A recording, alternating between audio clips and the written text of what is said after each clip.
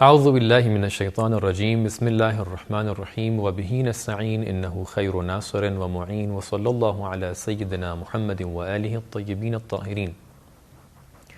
ناظرین محترم، السلام علیکم ورحمۃ اللہ وبرکاتہ۔ علوم قرآن اور قرآنی معلومات کے حوالے سے دوسرا سیشن آپ کی خدمت میں حاضر ہے کہ جس میں ہم لوگ آج قرآن کی جامعیت کے حوالے سے گفتگو کریں گے۔ گزشتہ سیشن میں جو گفتگو آپ کے سامنے پیش کی گئی اس کو ایک بار ریوائز کرتے ہوئے ہم لوگ بڑھتے ہیں آج کے سیشن کی طرف۔ گزشتہ سیشن میں آپ کے سامنے بیان ہوا کہ قرآن کریم ایک کتاب ہے کہ جو معجزہ ہے۔ معجزہ ہے اس کا مطلب اللہ تعالیٰ کی طرف سے پیغمبر اکرم کو ایک خاص اختیار و خاص قدرت دے کر اللہ تعالیٰ نے یہ کتاب بھیجی ہے، اور یہ ایک ایسی کتاب ہے کہ جو ایک نارمل اور نیچرل اور یوزول کتاب نہیں ہے۔ اگر یہ نیچرل کتاب ہوتی تو بہت سارے لوگ اب تک کے جو قرآن کی مخالفت کرتے ہیں، جو قرآن کی زبان سے مخالفت کرتے ہیں، عمل سے مخالفت کرتے ہیں، وہ اب تک کے قرآن کا جواب لا چکے ہوتے۔ اتنے لوگ اسلام کی مخالفت کرتے ہیں، اگر انہوں نے قرآن کا جواب لکھ دیا ہوتا تو اب تک کہ وہ اپنے مقصد میں کامیاب ہو چکے ہوتے، لیکن انہوں نے جواب نہیں لکھا کیونکہ وہ لکھ نہیں سکتے ہیں، اور اس کے مختلف زاویے آپ کی خدمت میں بیان ہو چکے ہیں پچھلے سیشن کے اندر۔ پھر آپ کے سامنے یہ بیان ہوا کہ قرآن جو معجزہ ہے اس کی کئی قسمیں ہیں۔ سب سے پہلی قسم کے اوپر آپ کے سامنے مفصل تفصیل سے بات ہوئی کہ جو اس کا لٹریچر ایسپیکٹ تھا، کہ جس کو ہم لوگ کہتے ہیں کہ وہ قرآن معجزہ ہے فصاحت اور بلاغت کے اعتبار سے۔ دوسرا زاویہ جو آپ کے سامنے پیش کیا گیا، دوسرا ایسپیکٹ جو آپ کے سامنے پیش کیا گیا، وہ یہ تھا کہ قرآن کے اندر ایک خاص نظم موجود ہے۔ اس نظم کے اندر آپ کے سامنے یہ بیان کیا گیا کہ قرآن کے اوپر اگر کوئی اعتراض کرتا ہے، قرآن کی نظم کے اوپر اگر کوئی اعتراض کرتا ہے تو وہ ان بیسس پہ کرتا ہے کہ قرآن کو ایک ریٹن لینگویج میں ہونا چاہیے تھا، لیکن قرآن جس اعتبار سے نشر ہوا ہے، جس اعتبار سے سامنے والوں کے سامنے پیش کیا گیا ہے، وہ ایک طریقے سے اسپوکن لینگویج تھی، یعنی شفہی طور پہ قرآن کو بیان کیا گیا ہے۔ ریٹن لینگویج کے کرائیٹیریاز، اس کے بیسس الگ ہوتے ہیں، اور جو اسپوکن لینگویج ہوتی ہے اس کے کرائیٹیریاز الگ ہوتے ہیں۔ اگر ہم یہ کہیں کہ ہم آ کر ایک ایسے سیشن میں جہاں پر ہم آپ کے سامنے بیٹھے ہوئے ہیں، یہاں پر ایک پیپر لا کر آپ کے سامنے بک پڑھنے لگیں تو آپ سیشن کو چھوڑ کے چلے جائیں گے۔ کیوں؟ کیونکہ اگر بک پڑھنا ہوتی تو آپ بک آلریڈی پڑھ سکتے تھے، خود جا کے پڑھ سکتے تھے، لیکن جب آپ کسی سیشن کے اندر شرکت کرتے ہیں تو آپ کا مقصد یہ ہوتا ہے کہ آپ اس سیشن کے اندر ایک تفصیل جان سکیں، توضیح جان سکیں، سامنے والا ٹیچر جو ہے وہ آپ کو ایکسپلین کر سکے۔ تو لہٰذا ہم دیکھتے ہیں کہ کلاس کے اندر ہم ایک اسپوکن لینگویج کو استعمال کرتے ہیں، اور اسپوکن لینگویج کے کرائیٹیریاز الگ ہوتے ہیں، اور کتاب کے اندر ہم ریٹن لینگویج کو استعمال کرتے ہیں، اور ریٹن لینگویج کے کرائیٹیریاز الگ ہوتے ہیں۔ تو لہٰذا اگر ہم کسی ایک کرائیٹیریا کو لے کر دوسرے پہ اعتراض کرنے لگیں گے تو یہ ہماری غلطی ہے۔ فرض کیجئے یہ اسی طریقے سے ہے کہ ہندوستان کے اندر جو ڈرائیونگ کے قانون ہیں، آپ ہندوستان کے اندر لیفٹ سائیڈ میں جاتے ہیں اور رائٹ سائیڈ میں آتے ہیں، ایسا ہی ہوتا ہے نا ڈرائیونگ میں۔ لیکن اگر آپ کسی اور کنٹری میں جائیں جہاں پر یہ سسٹم امپلیمنٹ نہیں ہوتا ہے، اگر آپ یورپ میں جاتے ہیں، آپ ایران چلے آئیے، یہاں پر اس کا بالکل الٹا ہے، یعنی یہاں پر لیفٹ سائیڈ میں آتے ہیں، رائٹ سائیڈ میں جاتے ہیں۔ جب آپ ڈرائیونگ کرتے ہیں تو ایسے ہی کرتے ہیں۔ اب فرض کیجئے کوئی انسان زیارت کے لیے قم آیا، اللہ تعالیٰ آپ کو تمام مقامات مقدسہ کی زیارت نصیب کرے، کربلا، نجف، سامرا، کاظمین، قم، مشہد، سیریا، سب جگہ انشاءاللہ آپ جائیے۔ تو مثال ہم لوگ کی کیا ہے کہ کوئی شخص قم آتا ہے اور قم آ جانے کے بعد وہ ایک دم سے روڈ پر آ جائے اور سب لوگوں کے اوپر اعتراض کرنا شروع کر دے کہ سب لوگ غلط سائڈ کے اوپر گاڑی چلا رہے ہیں، اور وہ یہ کہنے لگے کہ نہیں، ہمارے قانون کے مطابق تو آپ کو لیفٹ میں جانا چاہیے، رائٹ میں آنا چاہیے، آپ سب کے سب تو غلطی کر رہے ہیں، آپ کو لیفٹ میں جانا چاہیے، رائٹ میں آنا چاہیے، آپ سب کے سب کیا کر رہے ہیں، رائٹ میں جا رہے ہیں، لیفٹ میں آ رہے ہیں۔ تو اس سے لوگ کیا کہیں گے؟ لوگ اس کے اوپر ہنسیں گے، جیسا کہ اس طریقے کی کوئی بات بھی کہتے ہیں کبھی کہ ایک انسان ایک غلط روڈ پہ جا رہا تھا، تو اس سے کسی نے کہا کہ آپ پیچھے پلٹ کے تو دیکھیے، تو اس نے کہا کہ ارے، جب اس نے پیچھے پلٹ کے دیکھا تو دیکھا کہ سب لوگ روڈ پہ اس کے مخالف میں جا رہے ہیں، جیسے اگر وہ اس طرف جا رہا ہے تو سب لوگ اس طرف پلٹ کے آ رہے ہیں۔ تو کسی نے کہا کہ آپ دیکھیں تو روڈ پہ سب لوگ کس طرف جا رہے ہیں، تو اس نے پلٹ کے یہ نہیں کہا کہ میں غلط جا رہا ہوں، اس نے کہا ارے، یہ سب کے سب لوگ غلط سائڈ پر گاڑی چلا رہے ہیں۔ تو کبھی کبھی ایسا ہوتا ہے کہ ہم کسی اور جگہ کے کرائیٹیریا کو لے کے کسی اور جگہ پہ اعتراض کرنے لگتے ہیں۔ کرائیٹیریا ہم نے کہاں سے اٹھایا؟ ہم نے ہندوستان سے اٹھایا کہ ہندوستان کی ڈرائیونگ کے جو قانون ہیں اس کے مطابق آپ کو کیا کرنا چاہیے تھا، آپ کو لیفٹ میں جانا تھا، رائٹ میں آنا تھا، لیکن آپ نے آ کر ہندوستان کے قانون کو اٹھا کر قم میں اعتراض کرنا شروع کر دیا کہ نہیں، آپ کو لیفٹ میں جانا ہے، رائٹ میں آنا ہے، آپ لوگ کیوں اس کے الٹی سچویشن میں جا رہے ہیں؟ تو لوگ اس سے یہ کہیں گے کہ آپ نے قانون کہیں کا اٹھایا ہے اور اعتراض کہیں پہ کر رہے ہیں، جہاں پر اعتراض کرنا ہے وہیں کا قانون اٹھائیے۔ اب اگر قرآن کے نظم پر، قرآن کے سسٹم پہ اگر کوئی اعتراض کرنا چاہے تو قرآن کی بنسبت اس کو دیکھنا پڑے گا کہ یہ اگر اسپوکن لینگویج میں بیان کیا گیا ہے تو جو اسپوکن لینگویج کے سٹینڈرڈز ہیں، کرائیٹیریا ہے، اس کے مطابق اعتراض کریے۔ لیکن اس کے مطابق اعتراض نہیں کیا جا رہا ہے، اعتراض کر رہے ہیں ریٹن لینگویج کا، لیکن کس کے اوپر امپلیمنٹ کیے دے رہے ہیں؟ اسپوکن لینگویج پہ۔ تو لہٰذا یہ اعتراض قابل قبول نہیں ہے، اور اس کا کنکلوژن کیا نکلتا ہے کہ قرآن کے معجزے ہونے کا دوسرا ایسپیکٹ کہ جس کو ہم لوگ نظم سے تعبیر کر رہے ہیں، وہ کیا ہے؟ وہ اپنی جگہ پہ ثابت ہے، اور قرآن نظم کے اعتبار سے معجزہ ہے۔ اسی نظم کے اندر ایک زاویہ اور ہے، وہ ہے عدم اختلاف، یعنی قرآن کے اندر کوئی اختلاف نہیں پایا جاتا ہے۔ ہم اپنی زندگی کی طرف پلٹ کے دیکھیں، ہو سکتا ہے کہ ہم نے اپنی جوانی میں ایک خاص چیز کی بنسبت ایک رائے بنائی ہو، رائے قائم کی ہو۔ ہم نے کہا ہو کہ مثال کے طور پہ فرض کیجئے فلاں سٹی بہت اچھی سٹی ہے اور فلاں سٹی اچھی سٹی نہیں ہے۔ ہم ہندوستان میں یا کسی بھی کنٹری میں جہاں پر آپ یہ سیشنز سن رہے ہیں، فرض کیجئے آپ کہیں کہ ہمارے شہر میں فلاں محلہ، فلاں علاقہ بہت اچھا ہے اور فلاں علاقہ اچھا نہیں ہے۔ یا فرض کیجئے ہم اپنی جوانی میں آ کر یہ کہیں کہ فلاں پولیٹیکل پارٹی اچھی ہے اور فلاں پولیٹیکل پارٹی اچھی نہیں ہے۔ لیکن ہم کیا دیکھتے ہیں، کچھ عرصہ گزرنے کے بعد، اکثر لوگ ایسے ہوتے ہیں، کچھ عرصہ گزرنے کے بعد ہم اپنے ہی نظریے کی مخالفت میں ایک بات بول دیتے ہیں۔ اگر ابھی تک کہ ہمیں یہ تصور تھا، ہمیں یہ ایسا محسوس ہو رہا تھا کہ فلاں علاقہ بہت اچھا ہے، ایک دم سے کوئی انسیڈنٹ ہو جاتا ہے، ہم سمجھتے ہیں کہ نہیں، اب وہ تو علاقہ اچھا نہیں ہے۔ فلاں سٹی بہت اچھی ہے، ایک دم سے کوئی واقعہ، کوئی حادثہ ہو گیا، آپ کہیں نہیں، وہ تو سٹی بہت خطرناک ہے۔ آپ ایک دم سے کہیں کہ فلاں پولیٹیکل پارٹی بہت اچھی ہے، ایک دم سے آپ دیکھیں کہ وہ فلاں پولیٹیکل پارٹی نے کوئی غلطی کر دی یا آپ کو اس کی حقیقت پتہ چل گئی، تو آپ کہیں کہ نہیں، میں تو غلطی کر رہا تھا۔ تو ایک انسان کے جو کچھ سال کی مدت گزارتا ہے، کچھ ہی سال میں، حتیٰ بہت سے لوگ ایک دم فی المجلس، یعنی جہاں پر میں بات کر رہا ہوں، ممکن ہے کبھی کبھی ایسا ہو کہ کوئی شخص جو اپنی بات بول رہا ہے کچھ منٹ بعد اپنی بات کو رد کر دے. بہت سے ٹائم ایسا ہوتا ہے, کبھی غلطی سے ہوتا ہے تو کبھی جان بوجھ کے ہوتا ہے.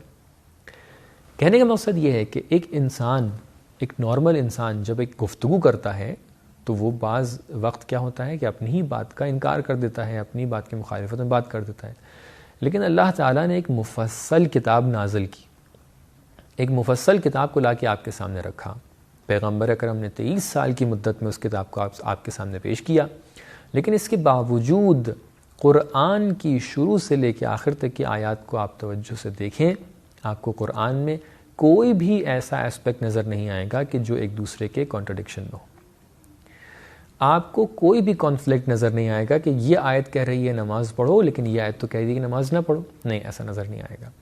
اور یہی اس بات کی دلیل ہے کہ اس کو پریپیئر کرنے والا, اس کو بیان کرنے والا, اس کو بنانے والا ایک خاص شخص ہے, خاص ذات ہے جس نے اس قرآن کو پریپیئر کیا ہے. اور آخری زاویہ جو پچھلے سیشن میں آپ کے سامنے بیان کیا گیا تھا وہ کیا تھا کہ پیغمبر جو ہیں ان کی صفت کیا ہے کہ وہ امی ہیں, وہ کسی درسگاہ میں نہیں گئے ہیں, کسی کالج میں نہیں گئے, کسی مدرسے میں نہیں گئے. پھر آ کر جب ایک انسان کے جو کہیں پر پڑھنے کے لیے نہیں گیا ہے وہ اتنے عظیم معارف اور تعلیمات اور ٹیچنگز کو لے کے آپ کے سامنے پیش کر دے, آپ کے سامنے حاضر ہو جائے, تو آپ بخوبی اس بات کو سمجھ سکتے ہیں کہ یہ شخص جو تعلیمات پیش کر رہا ہے, یہ شخص جو ٹیچنگز پیش کر رہا ہے, یہ شخص ایک معمولی شخص نہیں ہے. یہ شخص کوئی معمولی چیز لے کر نہیں آیا ہے, بلکہ یہ چیز جو لے کر آ رہا ہے, یہ کتاب جو لے کر آ رہا ہے, یہ ٹیچنگز جو لے کر آ رہا ہے, یہ تمام کی تمام اللہ تعالیٰ کی طرف سے اس کو دی گئی ہے. تو لہٰذا یہاں سے ثابت ہو جاتا ہے کہ پیغمبر اکرم جو قرآن لے کر آپ کے سامنے آئے ہیں یہ معجزہ ہے, اور اس کے معجزے ہونے کے کئی اور ایسپیکٹس بھی ہیں. علماء نے ان 4-5 ایسپیکٹس کے علاوہ کئی اور بھی گنائے ہیں. بہت سے لوگ کہتے ہیں کہ قرآن معجزہ ہے کیونکہ وہ غیب کی خبریں دیتا ہے, قرآن معجزہ ہے قصوں کو بیان کرنے کے اعتبار سے, قرآن مختلف پہلو بیان کرتے ہیں. انہی میں سے ایک زاویہ ہے قرآن کے معجزے ہونے کا کہ قرآن نے اس دنیا کی جو سائنس ہے جس کو ہم لوگ ایکسپیریمنٹل سائنسز کے نام سے جانتے ہیں, اس کے حوالے سے بھی بہت سے اشارے کیے ہیں. اور ہم انشاءاللہ اس کے حوالے سے بھی آپ لوگ کے سامنے اگر موقع ہوا تو ان سیشنز کے اندر, نہیں ہوا تو انشاءاللہ نیکسٹ لیول کے اندر آپ کے سامنے ان باتوں کو بیان کریں گے. اب بڑھتے ہیں ہم لوگ کے آج کے سیشن کی طرف کہ جو ہے جامعیت قرآن. جامعیت کا مطلب ہوتا ہے, اس کا لفظ جو لیا گیا ہے وہ جامع سے لیا گیا. جامع کا مطلب ہوتا ہے کسی چیز کا کمپریہنسو ہونا, یعنی ایک چیز اگر اتنی زیادہ کمپریہنسو ہے کہ اس کے اندر ہر چیز شامل ہو گئی ہے, اس کو بولتے ہیں جامع. کیا قرآن کمپریہنسو ہے؟ کیا قرآن کے اندر ہر چیز موجود ہے؟ یہ سوال کہاں سے اٹھتا ہے؟ کیونکہ قرآن کے اندر ایک آیت موجود ہے کہ جس کے اندر اللہ تعالیٰ ارشاد فرماتا ہے کہ لا رطب ولا یابس الا فی کتاب مبین, کہ کتاب مبین کے اندر ہر خشک و تر موجود ہے. آپ دیکھیں اس دنیا میں جتنی خشکی ہے وہ زمین اور اس کے علاوہ پانی ہے جو سمندر ہے. اللہ تعالیٰ کہہ رہا ہے کہ لا رطب ولا یابس الا فی کتاب مبین, کوئی بھی خشک و تر ایسا نہیں ہے کہ جو کتاب مبین کے اندر نہ ہو. تو اب سوال اٹھتا ہے کہ کیا قرآن کے اندر ہر خشک و تر موجود ہے؟ اگر ایسا ہے تو کوئی آ کر یہ بھی تو کویسچن کر سکتا ہے کہ میں ابھی میتھمیٹکس پڑھ رہا ہوں, قرآن کے اندر میتھمیٹکس کہاں پر لکھا ہوا ہے؟ کوئی آ کر یہ بھی تو سوال کر سکتا ہے کہ میں ابھی جیوگرافی پڑھ رہا ہوں, قرآن کے اندر جیوگرافی کہاں پر لکھی ہوئی ہے؟ کوئی آ کر یہ بھی تو سوال کر سکتا ہے کہ میں ابھی کمپیوٹر سائنس پڑھ رہا ہوں, قرآن کے اندر کمپیوٹر سائنس کہاں پر لکھی ہوئی ہے؟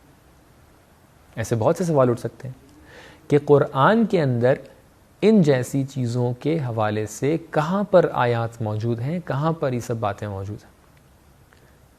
تو اس کا جواب یہ ہے, سب سے پہلے ہمیں آ کر یہ جاننا پڑے گا کہ یہ قرآن جو آپ کے سامنے نازل ہوا ہے اس کی کیا ذمہ داری ہے, قرآن کیوں نازل ہوا ہے.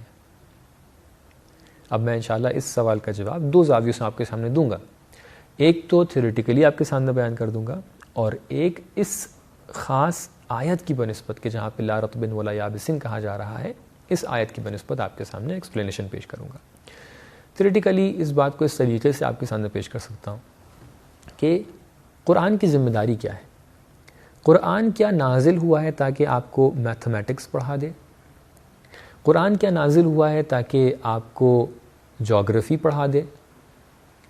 قرآن کے نازل ہونے کا سب سے پہلا مقصد کیا ہے؟ قرآن کیوں نازل ہوا ہے؟ تو اس کا جواب یہ ہے کہ قرآن نازل ہوا ہے تاکہ انسان کو ہدایت کا راستہ دکھا دے، صحیح اور غلط کی پہچان کرا دے، تاکہ یہ انسان کمال تک کے پہنچ جائے، تاکہ یہ انسان کامیابی تک کے پہنچ جائے، تاکہ یہ انسان کہاں تک کے پہنچ جائے؟ اللہ تعالیٰ کی رضا تک کے پہنچ جائے، اللہ تعالیٰ کی جنت و جہنم تک کے پہنچ جائے، اللہ تعالیٰ کی رضوان تک کے پہنچ جائے، یہ انسان اپنی زندگی میں اپنے وجود میں کامیاب ہو جائے. غور فرمایا آپ نے، قرآن میتھمیٹکس کے لیے نازل نہیں ہوا ہے، قرآن جغرافی پڑھانے کے لیے نازل نہیں ہوا ہے، قرآن کمپیوٹر سائنس پڑھانے کے لیے نازل نہیں ہوا ہے، بلکہ قرآن نازل ہوا ہے کیوں؟ تاکہ ہدایت الہی ہو سکے، تاکہ اللہ تعالیٰ انسانوں کی ہدایت کر سکے، ہدایت کا سامان فراہم کر سکے. تو لہٰذا یہ پہلا مقصد ہے، یعنی سب سے اہم ترین مقصد یہ ہے. اور انسان کی ہدایت کا جو تعلق ہے وہ بہت ہی وائڈر ہے، اور یہ اپنے آپ میں ایک تفصیل ٹاپک ہے، انشاءاللہ کبھی اور موقع ہوا تو آپ کی خدمت میں پیش کریں گے. لیکن قرآن کیوں نازل ہوا ہے؟ تاکہ آپ کی ہدایت کے سامان فراہم کر سکے. اب جتنی بھی چیزیں، جتنی بھی باتیں، جتنی بھی ضرورتیں انسان کی اس ہدایت کو مکمل کرنے میں اس کو چاہیے ہیں، اس کو ضرورت ہے تاکہ یہ ہدایت مکمل ہو سکے، تاکہ انسان کامیابی تک کے پہنچ سکے، اس راستے میں جتنی بھی ضرورتیں ہیں اللہ تعالیٰ اس قرآن کے اندر بیان کرے گا. لیکن ہاں، کیونکہ میتھمیٹکس ممکن ہے ہدایت کے اندر اس کا کوئی نقش نہ ہو، ہدایت کے اندر اس کا کوئی کردار نہ ہو، تو لہٰذا قرآن میتھمیٹکس بیان نہیں کرے گا، قرآن کمپیوٹر سائنس بیان نہیں کرے گا. کیوں؟ کیونکہ ہدایت کے اندر، انسان کی ہدایت کے اندر اس کا کوئی کردار نہیں. لیکن اگلا سوال یہ اٹھتا ہے کہ اگر انسان کی ہدایت کے اندر کوئی سوال نہیں، اس کا کوئی کردار نہیں ہے، تو پھر قرآن کے اندر اس ٹائپ کے اشارے کیوں ملتے ہیں؟ میں اس کی طرف بھی روشنی ڈالوں گا. لیکن اس سے پہلے آتے ہیں آیت کی طرف. آیت کا اشارہ کس چیز کی طرف تھا؟ لا رطب ولا یابس الا فی کتاب مبین. تو آپ کہہ سکتے ہیں کہ آپ یہ کلیم کر رہے ہیں کہ اللہ تعالیٰ نے جتنی بھی باتیں قرآن کے اندر ذکر کی ہیں وہ تمام کی تمام باتیں ہدایت الہی سے تعلق رکھتی ہیں. جو چیزیں ہدایت کے اندر ان کا کردار نہیں ہے وہاں پر ان چیزوں کو اللہ تعالیٰ نے بیان نہیں کیا ہے. تو پھر یہ آیت کیا بیان کر رہی ہے؟ کیوں اللہ تعالیٰ کہہ رہا ہے کہ ہر خشک و تر کتاب مبین کے اندر ہے؟ تو اس کا جواب یہ ہے کہ مسٹیک ہم سے یہاں پر ہوئی جا رہی ہے کہ ہم کتاب مبین کا مطلب جو لے رہے ہیں، کتاب مبین کا مطلب کیا لے رہے ہیں؟ یہ قرآن لیے لے رہے ہیں، جبکہ احادیث کے مطابق جو اہل بیت علیہ السلام سے منقول احادیث ہیں اس کے مطابق کتاب مبین کا مطلب یہ ہوتا ہے کہ اللہ تعالیٰ کا علم جو ہے اس کا ایک مرتبہ ہے، اس کا نام ہے کتاب مبین. یعنی اللہ تعالیٰ کے علم میں، اللہ تعالیٰ کے علم کے ایک مرتبے میں ہر خشک و تر کا علم موجود ہے. کیا ہم اس بات کو ڈینائی کر سکتے ہیں کہ اللہ کے علم میں کوئی ایسا اس دنیا کا خطہ ہے، کوئی ایسا ایسپیکٹ ہے، کوئی ایسی جگہ ہے، کوئی ایسا ملک ہے، شہر ہے کہ جو اللہ تعالیٰ کے علم میں نہ ہو؟ کوئی ایسا سمندر ہے کہ جو اللہ تعالیٰ کے علم میں نہ ہو؟ نہیں، ہم ڈینائی نہیں کر سکتے ہیں. تو کیا کنکلوژن نکل کے آ گیا کہ ہم آیت کا مطلب غلط سمجھ رہے تھے. آیت اشارہ کر رہی ہے کہ اللہ کے علم میں تمام چیزوں کی معلومات موجود ہیں، لیکن ہم سمجھ رہے تھے کہ قرآن میں تمام چیزوں کا ذکر موجود ہے. نہیں. تو الحمدللہ اہل بیت علیہ السلام کے جو مفسر حقیقی قرآن ہیں انہوں نے آ کر اس بات کو ہمارے لیے واضح کر دیا. البتہ علماء نے دوسرے زاویے بھی پیش کیے ہیں، جیسا کہ بہت سارے علماء نے اس کو ایک مثال کے ذریعے سے پیش کیا ہے. مثال کے طور پہ فرض کیجئے ہم لوگ جا کر کسی بڑے سائنٹسٹ کی کتاب کو اٹھائیں. فرض کیجئے وہ سائنٹسٹ، اس نے آ کر سائنس کے اندر ایک کتاب لکھی ہے. کسی شخص نے آ کر ہسٹری میں کتاب لکھی ہے، کسی شخص نے آ کر جغرافی میں کتاب لکھی ہے. کتاب کے شروع میں کبھی کبھی جو آتھر ہوتا ہے، کبھی کبھی جو اسکالر ہوتا ہے، وہ لکھ دیتا ہے کہ میں نے اس کتاب کے اندر ہر چیز کا تذکرہ کیا ہے، میں نے اس کتاب کے اندر ہر چیز کو بیان کیا ہے. اب آپ جا کر سوال تو کر سکتے ہیں نا کہ اگر آپ نے ایک سائنس کی کتاب کے اندر یہ لکھا ہے کہ میں نے ہر چیز کو بیان کیا ہے، تو کیا آپ نے جغرافی کے بارے میں بھی لکھا ہے؟ کیا آپ نے میتھمیٹکس کے بارے میں بھی لکھا ہے؟ تو وہ آ کر منع کر دے گا، کہے گا نہیں، آپ دیکھیے تو میری کتاب کا ٹاپک کیا ہے. میری کتاب کا ٹاپک تو سائنس ہے، میری کتاب کا ٹاپک تو مثال کے طور پہ ہسٹری ہے. تو ظاہر سی بات ہے جب میں کہہ رہا ہوں کہ ہر چیز کو بیان کیا ہے تو اس کا مطلب کیا ہے کہ میں نے اس ٹاپک میں ہر چیز کو بیان کیا ہے. لہٰذا جو لوگ کتاب مبین کو خود قرآن کے معنی میں بھی لے رہے ہیں، ان کے لیے بھی آپ یہ جواب پیش کر سکتے ہیں کہ جب اللہ تعالیٰ کہہ رہا ہے کہ میں نے ہر چیز کو بیان کیا ہے، تو وہ ہر چیز سے مراد اور اس کا مقصد کیا ہے کہ وہ ہر چیز جو ہدایت انسان سے تعلق رکھتی ہے اس کو بیان کیا ہے. اب آتے ہیں اس بات پر کہ قرآن کا جب اصلی مقصد یہ ہے کہ ہر وہ چیز کے جو ہدایت انسان سے تعلق رکھتی ہے اس کو بیان کرے، تو پھر اللہ تعالیٰ نے کیوں کہا ہے کہ ہم نے آسمان اور زمین کو 7 دنوں میں بنایا ہے، ہم نے 7 آسمان بنائے ہیں، یا کہیں پر کہا ہے کہ ہم نے آسمان کو 6 دنوں میں بنایا ہے، یا کہیں پر آ کر کہا ہے کہ آسمان پہلے دھواں تھے، کہیں پر آ کر کہا ہے کہ یہ آسمان کچھ چیزوں کے ملنے اور الگ ہونے سے بن گیا ہے. کیوں ایسا کہہ رہا ہے اللہ تعالیٰ؟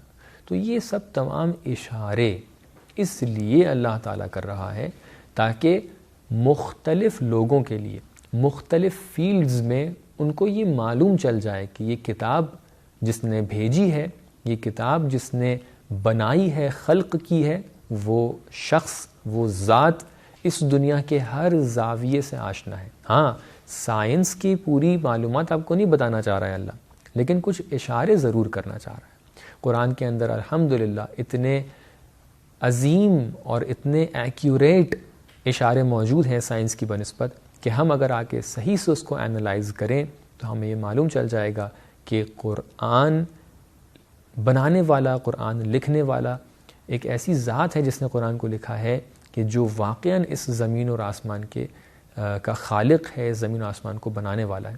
مثال کے طور پہ قرآن کے اندر ایک آیت میں کس طریقے سے اللہ تعالیٰ نے ارشاد فرمایا ہے، مثال کے طور پر سورہ دخان کو دیکھیے، یا وہ آیت کے جہاں پر اللہ تعالیٰ نے آ کر کہا ہے کہ یہ زمین اور آسمان یہ کانتا رتقن ففتقناہما، یہ سب سے پہلے کیا تھے؟ یہ رتق تھے. رتق کہتے ہیں کچھ چیزوں کا آپس میں مل جانا، یعنی آپس میں یہ ملے ہوئے تھے. ففتقناہما، پھر ہم نے ان کو الگ کر دیا. ہمارے پاس کچھ سائنٹسٹ ہیں کہ جنہوں نے تقریباً ایسے ہی ایک تھیوری کو سامنے رکھا ہے. میں ابھی نام نہیں لینا چاہ رہا ہوں تاکہ آپ کے ذہن میں ایسا نہ آئے کہ ہاں قرآن کے اندر فلاں تھیوری کو بیان کیا گیا ہے، کیونکہ لوگ غلط طریقے سے اس کو بیان کرتے ہیں. کیوں؟ کیونکہ ہمیں یہ کہنا چاہیے کہ فلاں سائنٹسٹ نے قرآن سے اس تھیوری کو کاپی کیا ہے، قرآن نے اس کی تھیوری کو بیان نہیں کیا ہے. کیوں؟ کیونکہ قرآن جو تھیوری بیان کر رہا ہے وہ یہ ہے. قرآن نہیں کہہ رہا ہے کہ کچھ چیزیں ملی ہوئی تھیں پھر اپنے آپ سے ایک دھماکہ ہوا اور وہ الگ ہو گئیں.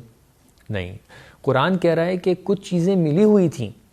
اللہ تعالیٰ ارشاد فرما رہا ہے کہ کچھ چیزیں ملی ہوئی تھیں، کانتا رتقن، زمین اور آسمان پہلے ایک دوسرے سے ملے ہوئے تھے. ففتقناہما، ہم نے ان کو فتق کر دیا ہے. غور فرمائیں، یہ خود سے فتق نہیں ہو گئے، ہم نے انہیں فتق کیا ہے. یہ خود سے الگ نہیں ہو گئے ہیں، ہم نے انہیں الگ کیا ہے. کیا نتیجہ نکلا؟ کہ اللہ تعالیٰ جو تھیوری پیش کر رہا ہے اس کے اندر ایک اہم کردار ہے خود ذات باری تعالیٰ کا، کہ اگر ہم ان کو ایک دوسرے سے الگ نہ کرتے تو یہ ملے رہتے. ہم نے ان کو الگ کیا ہے. لیکن جو تھیوری دوسرے لوگ بناتے ہیں، جو ان چیزوں کے اوپر سے تھیوریز کو نکالتے ہیں، کاپی کرتے ہیں، انہوں نے آ کر اللہ کے کردار کو بیچ میں سے ہٹا دیا. انہوں نے کہا کہ نہیں، خود بخود یہ ایک دوسرے سے الگ ہو گئے تھے. تو لہٰذا قرآن کے اندر یہ ایک اشارہ ہے کہ جس کی بنسبت ہم دیکھ سکتے ہیں کہ واقعاً ایسا ہی ہے. کچھ اور اشارے بھی قرآن کے اندر اللہ تعالیٰ نے کیے ہیں. میں ایک چیز کی طرف اشارہ کر کے آپ لوگ کی زحمت کو تمام کرنا چاہتا ہوں. اللہ تعالیٰ قرآن کے اندر ارشاد فرماتا ہے وَتَرَى الْجِبَالَ تَحْسَبُهَا جَامِدَةً وَهِيَ تَمُرُّ مَرَّ السَّحَابِ صُنْعَ اللَّهِ الَّذِي أَتْقَنَ كُلَّ شَيْءٍ. اس آیت کے اندر آ کر آپ غور فرمائیں، اللہ تعالیٰ ارشاد فرما رہا ہے کہ وَتَرَى الْجِبَالَ، آپ ان پہاڑوں کو جو دیکھ رہے ہیں، ظاہر سی بات ہے میں بہت تفصیل میں اس بات کو بیان نہیں کر سکتا ہوں. ہم پہاڑ کو دیکھتے ہیں، ہمیں محسوس ہوتا ہے کہ یہ رکے ہوئے ہیں. پہاڑ وہ چیز ہے کہ جو زمین میں سب سے زیادہ سٹیبل ہے، یعنی اگر زمین ہلے تو ہم پہاڑ کے ہلنے کا تصور نہیں کر سکتے. تو جو سب سے زیادہ سٹیبل چیز تھی، قرآن نے آج سے 14 قرن پہلے کہہ دیا کہ تم پہاڑوں کو دیکھ کے سمجھ رہے ہو کہ یہ جامدہ، یہ اپنی جگہ پہ رکے ہوئے ہیں، لیکن تمہیں کیا خبر ہے وَهِيَ تَمُرُّ مَرَّ السَّحَابِ، کہ یہی پہاڑ جیسے بادل چلا کرتے ہیں، ہم بادلوں کو دیکھتے رہتے ہیں، ہمیں سمجھ میں نہیں آتا ہے کہ یہ چل رہے ہیں، نامحسوس طور پہ بادل چلا کرتے ہیں. اللہ تعالیٰ کہہ رہا ہے کہ یہ زمین جو ہے یہ بھی نامحسوس طور پہ چل رہی ہے. زمین کے اندر سب سے زیادہ سٹیبل چیز کیا ہے؟ پہاڑ ہے. یہ پہاڑ نامحسوس طور پہ چل رہے ہیں، تم کو سمجھ میں نہیں آ رہا ہے.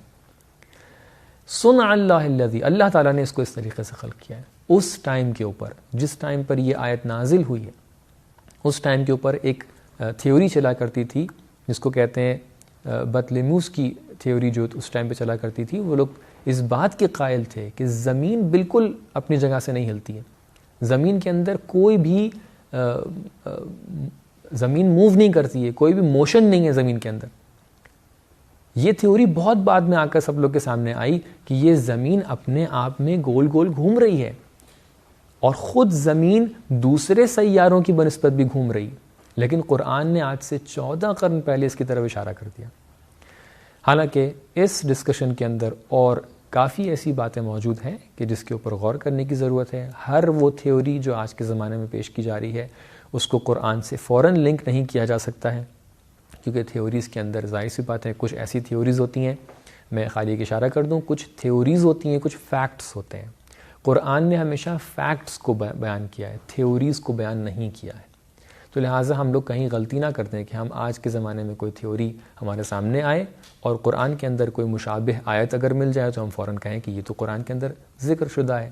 نہیں، قرآن اگر ہمارے پاس کوئی فیکٹ آتا ہے، کوئی تھیوری اپنے آپ میں اتنی زیادہ امپروو ہو کے ایک فیکٹ کے مرحلے تک کے پہنچ جائے، تب ہم یہ کہہ سکتے ہیں کہ ہاں اگر قرآن کے اندر کوئی آیت ہمیں دکھائی پڑ رہی ہے تو یہ آیت اسی تھیوری کی طرف، اسی فیکٹ کی طرف اشارہ کرنا چاہ رہی ہے. آج کے لیے ہم لوگ یہیں تک کہ اپنی گفتگو کو رکھتے ہیں اور سمیٹ دیتے ہیں کہ قرآن، اس کے کمپریہنسونیس جو ہے، اس کی جو جامعیت ہے، جو ہم کہتے ہیں قرآن کے اندر ہر چیز شامل ہے، تو اس کا مطلب یہ ہوتا ہے کہ قرآن ہر اس چیز کو بیان کرتا ہے کہ جو ہدایت سے تعلق رکھتا ہے، اور ساتھ ہی ساتھ اللہ تعالیٰ نے کچھ اشارے دوسرے علموں کے کیے ہیں، لیکن ان علموں کو، ان سائنسز کو مکمل طور پر بیان کرنا مقصد نہیں تھا. والسلام علیکم ورحمۃ اللہ وبرکاتہ.